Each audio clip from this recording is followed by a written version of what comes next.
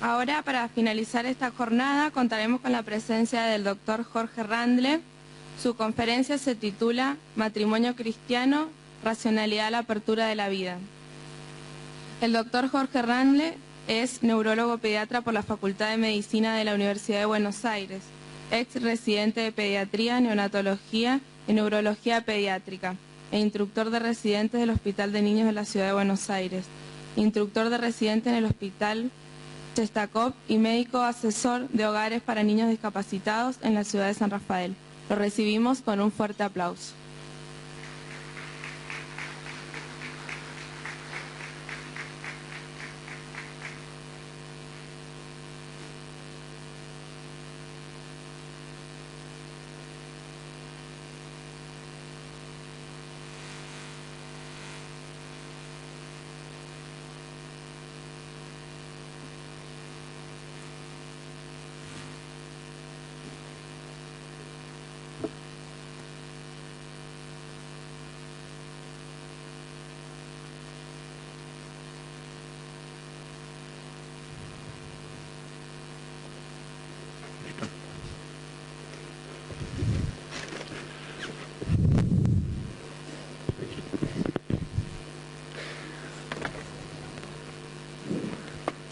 Bueno.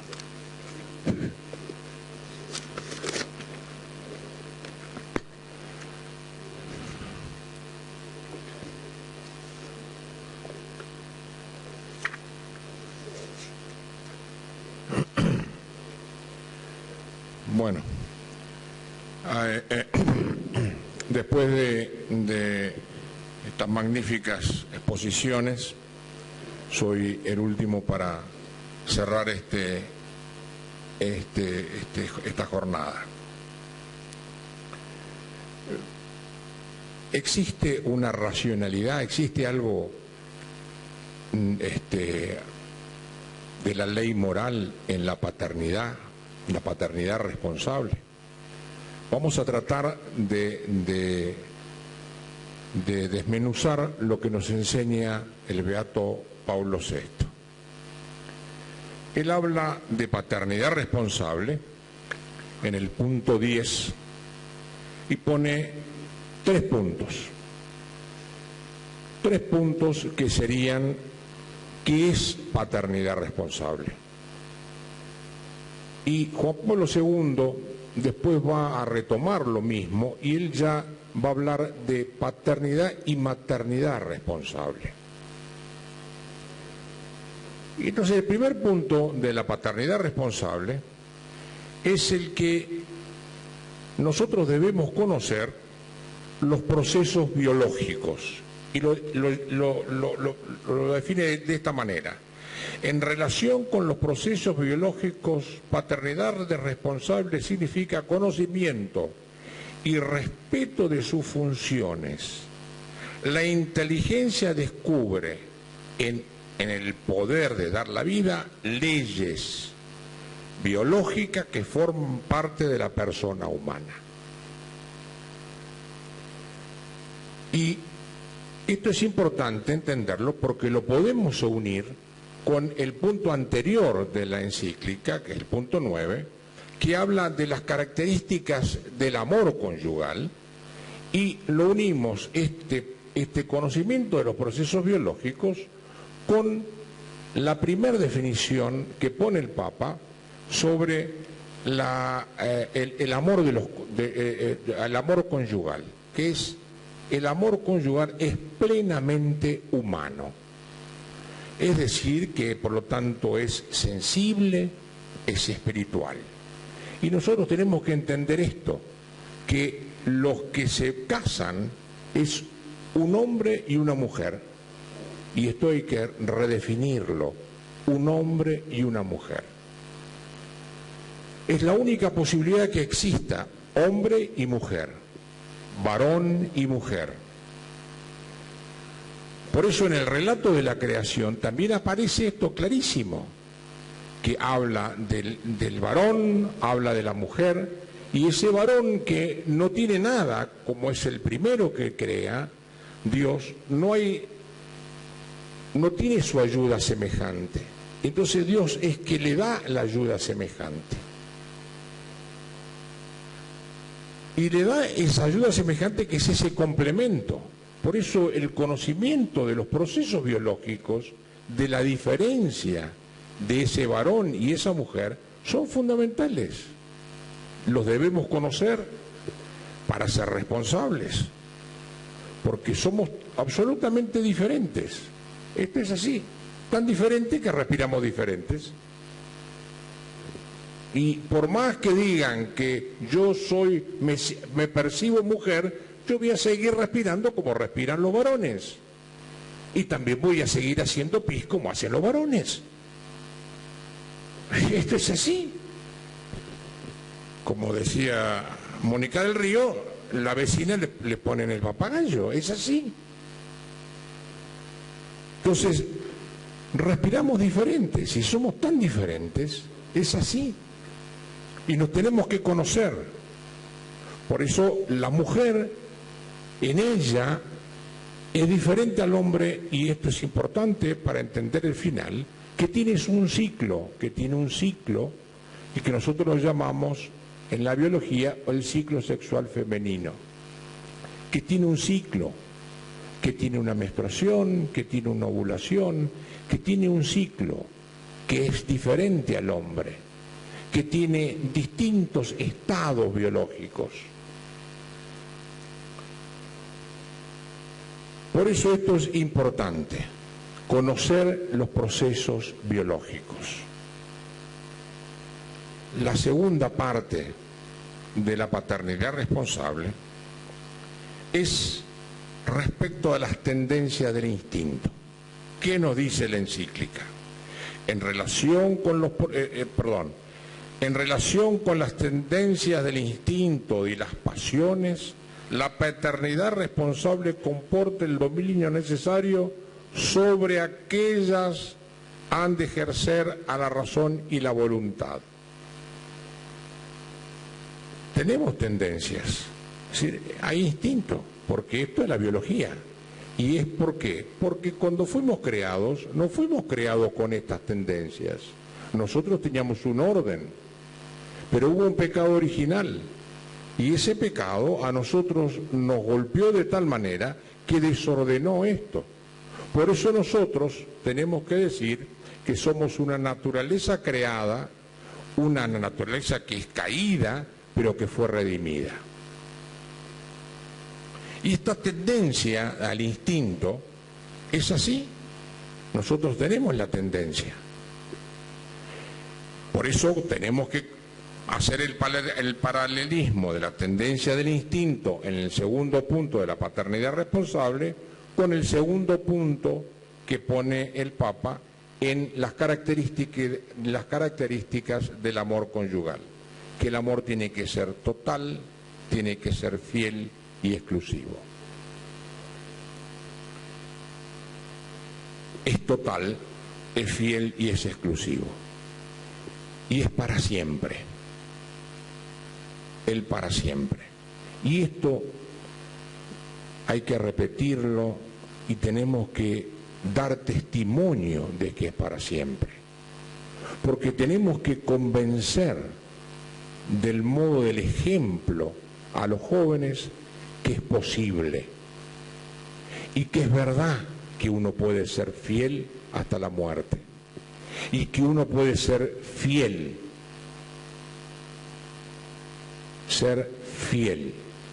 Y es cierto que se puede ser fiel,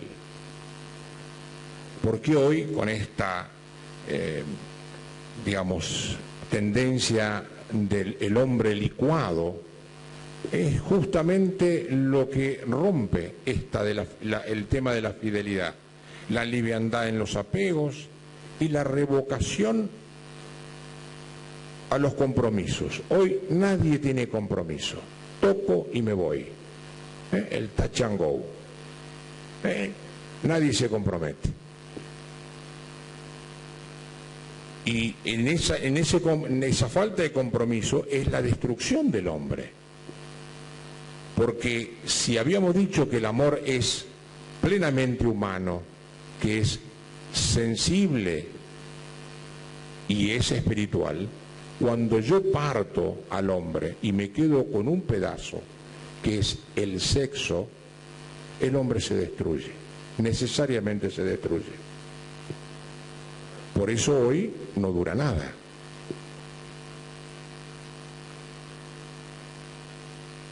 Por eso el tema del instinto nosotros lo tenemos que desarrollar en el control de ese instinto desde que somos niños. Y nosotros los padres somos los que tenemos que enseñárselo a nuestros hijos.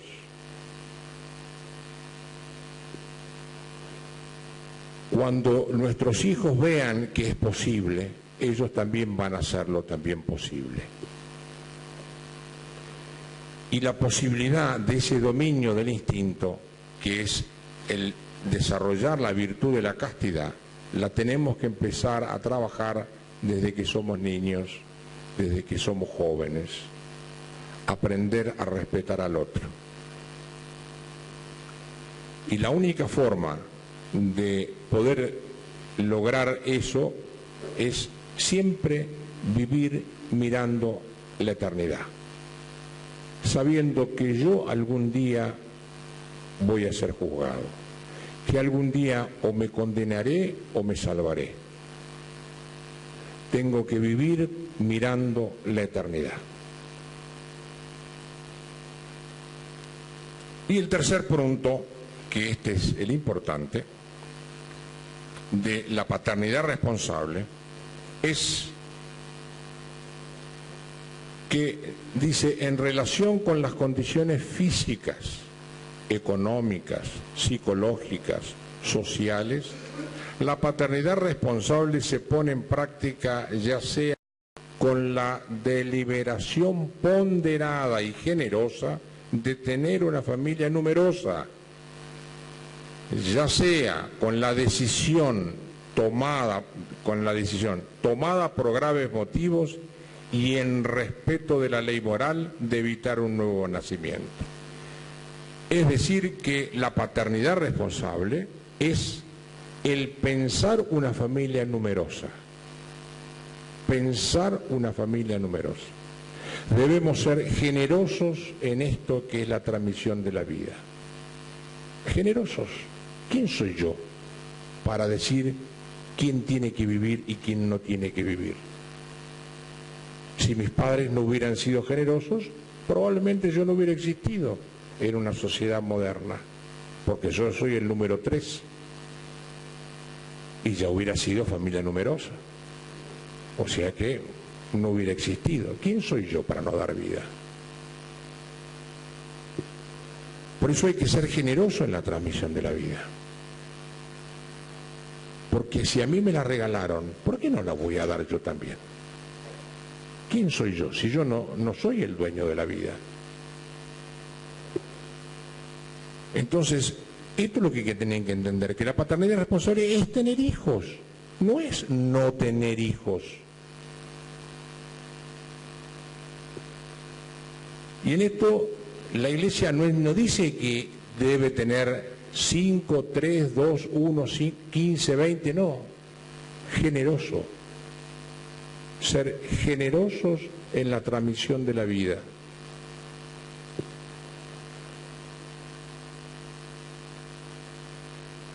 Por eso, en el tercer punto de la definición del amor humano, de ese amor conyugal, dice el amor es fecundo. Porque el amor es fecundo, necesariamente, porque amar es buscar el bien del amado. Y quien ama, necesariamente le sale y necesita del otro, necesita a gritos el hijo. Por eso, digamos, esta necesidad de tener hijos es importante, no la podemos negar. A mí me pasa que me dicen mucha gente, digamos, compañeros sobre todo hospitalarios, que envidia, ¿cuántos hijos tenés? Qué lindo que es entonces lo que debe ser la mesa el domingo, todos juntos. Qué lindo. Y bueno, y es fácil tener más hijos. Es muy simple.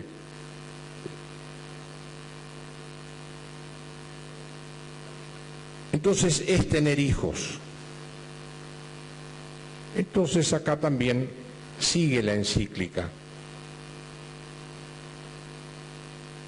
y habla de si es lícito, digamos, el distanciar los hijos, y nos enseña claramente que si hay una causa grave se puede distanciar los hijos, siempre que nosotros respetemos la ley moral. Y es muy importante, porque la unión de los esposos, lo dice en la encíclica, son honestos y dignos, son purísimos. No es que la unión de los esposos es una porquería, es purísimo.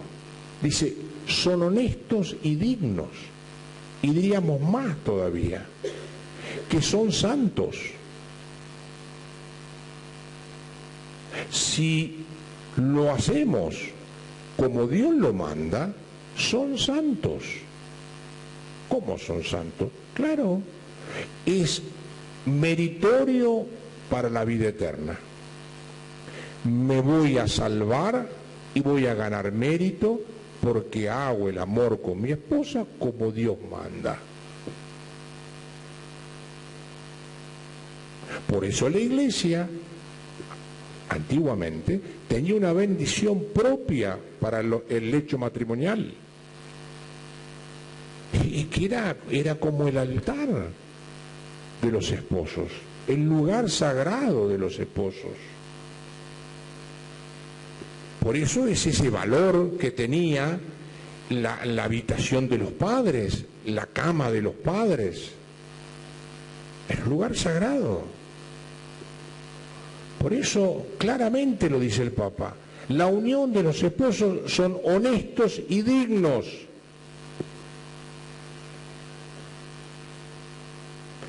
Y entonces, si hubiese una causa grave, ¿nosotros podemos distanciar los nacimientos? Ciertamente que sí, dice el Papa, siempre y cuando respetemos la ley moral. Y entonces ahí tenemos que ir al punto 12, que es el punto fantástico de esta encíclica, revolucionario de la encíclica, que es donde él dice que es inseparable la conexión que Dios ha querido y que el hombre no puede romper. El doble significado del acto conyugal. El acto conyugal es un solo acto, por eso habla el Papa ese doble significado. Es como el lenguaje, que el lenguaje tiene un doble significado, porque cuando yo hablo, sale mi palabra por la boca, pero va acompañada de una serie de gestos faciales, de las manos, del cuerpo completo. ¿Por qué? Porque va acompañando. Es decir, son inseparables. Yo no puedo decir, estoy muy contento de estar acá. Lo primero que va a decir está del tomate. Va acompañado. Por eso, el beso, ¿sí? El beso va, digamos, expresa algo. Yo no puedo dar un beso para entregar a alguien como hizo Judas. Es el doble significado, que tiene que ser lo que una cosa diga la otra también. Si nosotros cambiamos ese doble sentido, nos convertimos en mentirosos. Mentimos.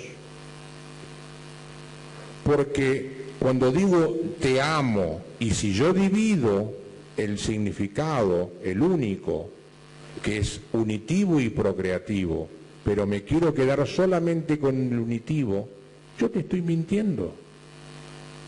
Porque no es plena mi entrega. Yo te estoy mintiendo. Y si yo me quedo solamente con el procreativo y quiero tener un hijo, también estoy mintiendo.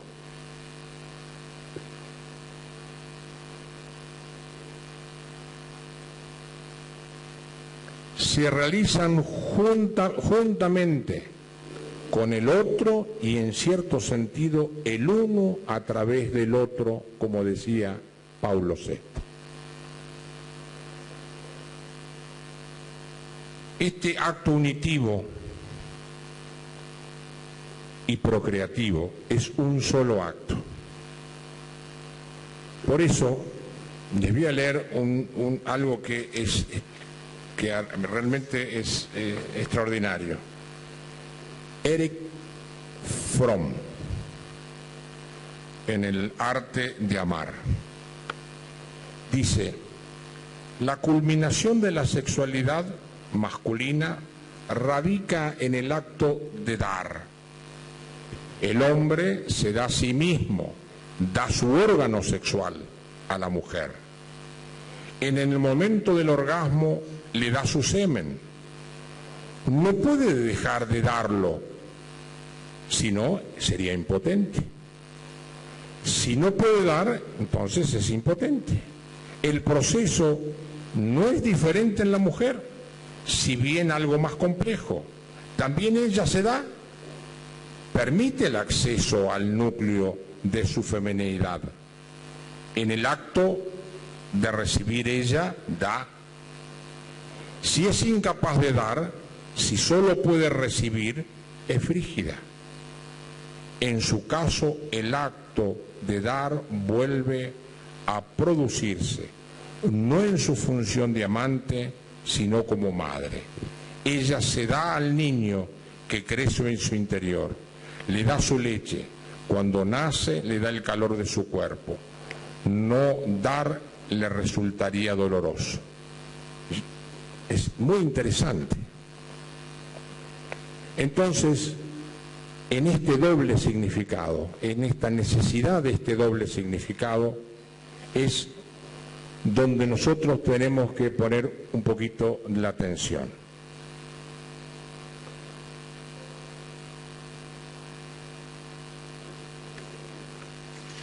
El Papa dice entonces, si nosotros respetamos la ley moral, se pueden distanciar los nacimientos. ¿De qué manera? Respetando esto. ¿Y cómo lo sabemos? Por eso vamos al punto primero de la paternidad responsable, que es el conocimiento de las leyes biológicas. La mujer puede saber claramente cuando ella es fértil y cuando ella no es fértil.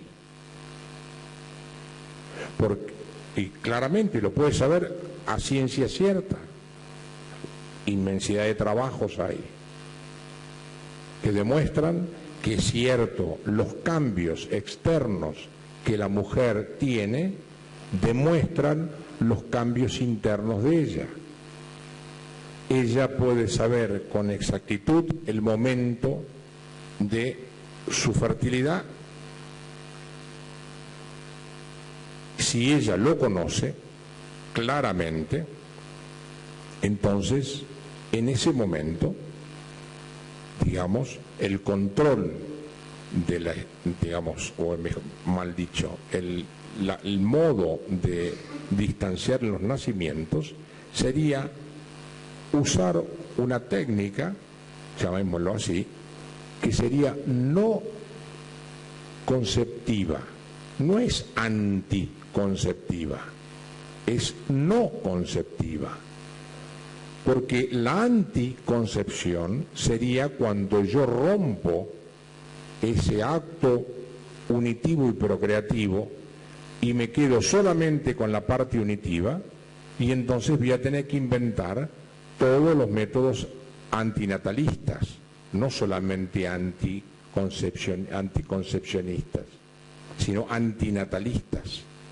Y por eso, así como empezó en la década del 60 la presencia masiva de las pastillas anticonceptivas, que ya venían de los años 50, pero masivamente las imponen en los años 60, viene la pastilla, que hoy viene en la forma que ustedes quieran: pastillas, inyecciones, implantes, anillos vaginales, parches, lo que ustedes quieran, caramelos, lo que ustedes quieran, pastillas, turrones, lo que ustedes quieran.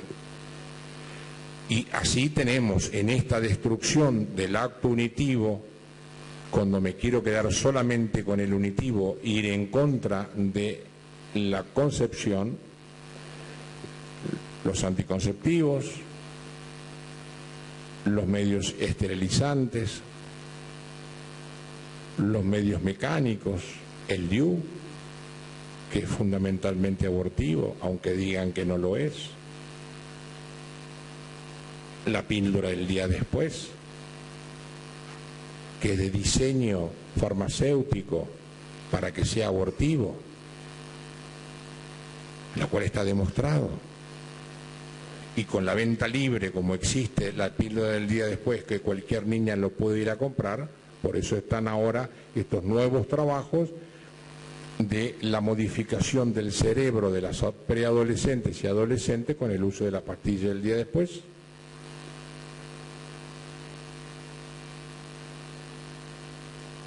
Entonces, ¿qué es lo que propone la Iglesia como buena madre? El acto no lo tengo que romper. No tengo que romper el acto que sea unitivo y procreativo. Pero si yo sé que en este momento mi esposa no es fértil, nosotros no rompemos el acto. El acto sigue siendo el mismo. Hay acto unitivo y está abierto a la procreación. Pero ciertamente que no se va a dar, como tampoco se da en montones de circunstancias de la vida de un matrimonio. No crean que uno es el potro de América. Es así, hay montones de circunstancias que no se pueden tener, no se puede tener nada. Mi mujer se fue, ¿y yo qué hago? Es lo que hacen ahora, ven pornografía, o la mujer está enferma, o el marido está enfermo, o el marido viaja, es camionero, se va a buscar el vecino. Hay montones de circunstancias que no se pueden. Por eso uno tiene que también entender esto que es el segundo punto, el saber dominar el instinto. Pues tenemos que aprender a dominar el instinto. Ser señor de uno mismo. Ahora no se puede, no se puede. No se puede. Y hay un montón de formas de manifestar el afecto a la esposa y al esposo. Pasa que como parece ser como que en este mundo lo único que importa es lo sexual. Y no es así.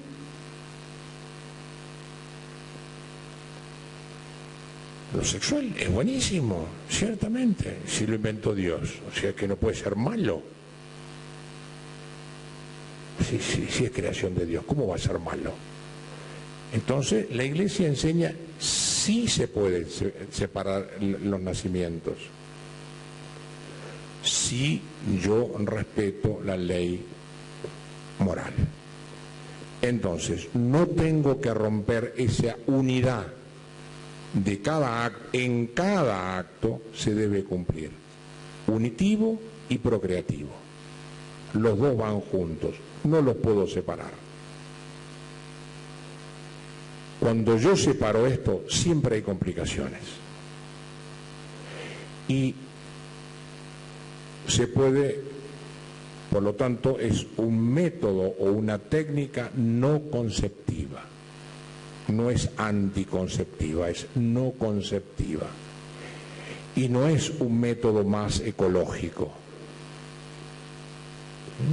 Es una metodología no conceptiva. Con el conocimiento de la mujer perfectamente lo puede saber, y con todas las tecnologías modernas que hay ahora. Montones hay. Por eso dice Scott Hahn que la única forma de salvar al mundo es que existan familias verdaderamente católicas. Y para que haya familias católicas tenemos que vivir plenamente la Humanae Vitae. Y es la única forma que tenemos para salvar al mundo. No hay otra forma para salvar al mundo. Familias católicas. Y si hay familias católicas, vamos a tener también sacerdotes santos. Porque Pío X, cuando su mamá le besa el anillo de papa, San Pío X le dice: este no es importante. Si no hubiera sido por este, vos no tendrías ese. Es decir, que lo que importa es la familia. Por eso decía Pío X que toda vocación nace de Dios. Vocación sacerdotal nace de Dios, pero pasa necesariamente por el corazón de la madre.